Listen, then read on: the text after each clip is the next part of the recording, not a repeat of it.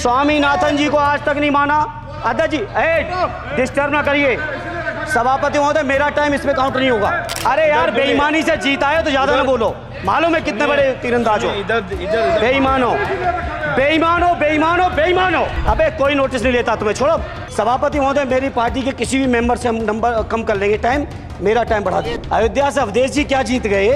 आप लोगों को इतनी नफरत हो गई कि एक भी उत्तर प्रदेश का एक बार भी नाम नहीं आया। सभापति महोदय बेईमान हो, बेईमान हो, बेईमान हो, बेईमान हो।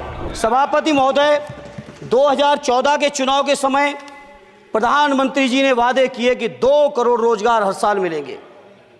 स्वामीनाथन जी जिनको भारत रत्न दिया है, सरकार को मैं धन्यवाद देता हूं, लेकिन वो धन्यवाद अधूरा है जब तक उनकी सिफारिशों को नहीं मानते हो। 2007-8 से लगातार मांग चल रही है देश में कि स्वामीनाथन जी की जो सिफारिश है किसानों को 1.5 गुना समर्थन मूल्य देने का, एमएसपी की गारंटी देने का, कानूनी हक और अधिकार देने का, उस गारंटी को आज तक नहीं माना। आज तक नहीं माना, आज तक नहीं माना। स्वामीनाथन जी को आज तक नहीं माना। अध्यक्ष जी डिस्टर्ब ना करिए। सभापति महोदय मेरा टाइम इसमें काउंट नहीं होगा। आप इधर। अरे यार बेईमानी से जीता है तो ज्यादा ना बोलो। मालूम है कितने बड़े तीरंदाज हो। बेईमान हो, बेईमान हो, बेईमान हो, बेईमान हो, बेईमान हो। चलो, स्वामीनाथन जी की आपने नहीं मानी, एमएसपी आपने लागू नहीं की। कितनी बढ़िया बातें कि खाद पे हम सब्सिडी बढ़ा रहे हैं। पहले 50 किलो को 45 किलो, फिर 45 किलो को 40 किलो, और मुझे लगता है कि एक तीसरा कार्यकाल पूरे होते होते केवल 10 ही किलो बचेगा खाद के कट्टे में, इससे ज़्यादा नहीं बचेगा। और किसान अगर अपनी एमएसपी की मांग करते हैं, हजारों किसान यहीं दिल्ली की सीमा पर मारे जाते हैं, और आप सोचते हो कि आपकी बात को कोई समझेगा नहीं। सभापति महोदय नौजवानों को कितना गुमराह किया गया। नौजवानों से कह दिया गया हर साल 2 करोड़ रोजगार। मैं आज सवाल पूछता हूं अपने नौजवानों की ओर से, बताएं भारतीय जनता पार्टी के लोग, सरकार में बैठे लोग, 10 साल आपने राज कर लिया है, आखिर 20 करोड़ नौजवानों को रोजगार कहां है?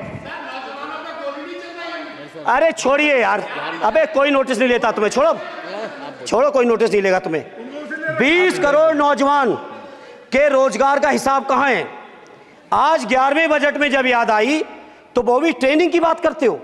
मैं कहना चाहता हूं आईआईएम, आईआईटी के नौजवानों को रोजगार नहीं दे पा रहे हो। आप सोच रहे हो इंटर्नशिप के इस छोटे से शगुफे से नौजवान खुश होंगे? देश के नौजवान खुश होने वाले नहीं है।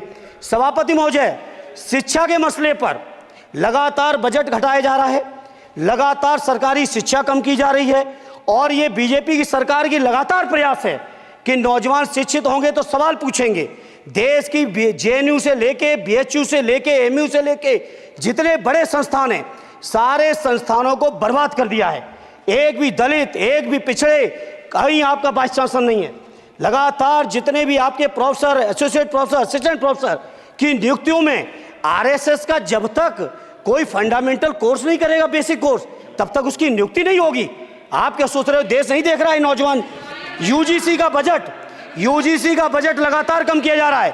मेरा खुला आरोप है इस सरकार पर कि ये सरकार शिक्षा को प्राइवेट करके, शिक्षा को मुट्ठी भर उद्योगपतियों के हाथों में देके, शिक्षा को चुनिंदा लोगों के हाथ में देके, देश के 140 करोड़, जिसमें मैं समझता हूँ 90% लोग गरीब हैं, उन गरीबों के हाथों से शिक्षा को छीनने का ये जो आपकी सरकार षड्यंत्र कर रही है, इसके लिए हम लोग इस मौके पे विरोध करते हैं। लगातार फीस बढ़ा रहे हैं, शिक्षकों की कमी है, रोजगार आप दे नहीं पा रहे हो, सामाजिक असमानता। सभापति महोदय 2014 में जिस समय सरकार बनी थी एनडीए की, उस समय देश की जितने भी जो आर्थिक चीज़ें थी, जो वेल्थ थी, उसमें पिछड़ों की हैसियत 17% थी, 17%, और आज 10 साल की एनडीए की सरकार के बाद पिछड़ों की आर्थिक हैसियत हो गई है केवल 9%। मैं कहना चाहता हूं चुनौती के साथ, वित्त मंत्री अपने जवाब में बता दें, अनुसूचित जनजाति का एक भी व्यक्ति देश में अरबपति हो तो बता दो, एक भी अरबपति हो तो बता दो, एक भी दलित को अरबपति आपने बना दिया हो तो बता दो, एक भी पिछड़े को बना दिया हो तो बता दो। आप जवाब में दे देना, आप डेटा दे देना, आप डेटा दे देना, हमारी दबाव नहीं रुकेगी। सभापति महोदय, जब बीजेपी की सरकार, जब बीजेपी के लोग विपक्ष में रहे तो ओपीएस की बातें किए। 10 साल से आप सत्ता चला रहे हो, 11वां बजट पेश कर रहे हो। पूरा देश आज ओपीएस के लिए, सरकारी कर्मचारी परेशान है। कहीं ओपीएस की चर्चा नहीं है, पुरानी पेंशन की कोई चर्चा नहीं है। सभापति महोदय, पुरानी पेंशन तो पुरानी पेंशन, हम मांग करते हैं। बहुत बड़े राष्ट्रभक्त आप बनते हो, मैं मांग करता हूं देश के पैरामिलिट्री फोर्सेस को आप पुरानी पेंशन दीजिए। मैं मांग करता हूं, आप राष्ट्रभक्त हैं ना, सीमा पे जो सुरक्षा कर रहे हैं, जो शहादत झेल रहे हैं, मेरी मांग है कि आप उनकी ओपीएस दीजिए। वो आप ओपीएस नहीं दे पाओगे।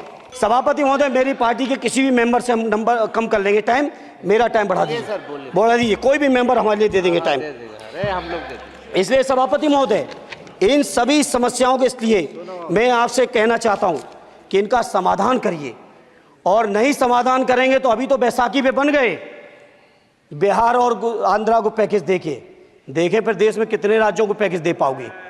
अरे वित्त मंत्री जी, उत्तर प्रदेश से आते हो, इतना भी हक नहीं कि पूरे बजट भाषण में एक बार उत्तर प्रदेश का नाम आ जाता।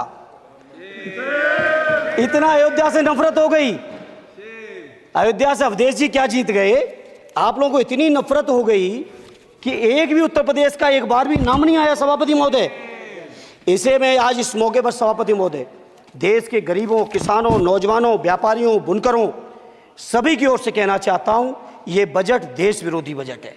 कुछ समस्याओं के लिए सभापति महोदय संवेदनशीलता के साथ मैं कहूंगा सरकार को विचार करना चाहिए।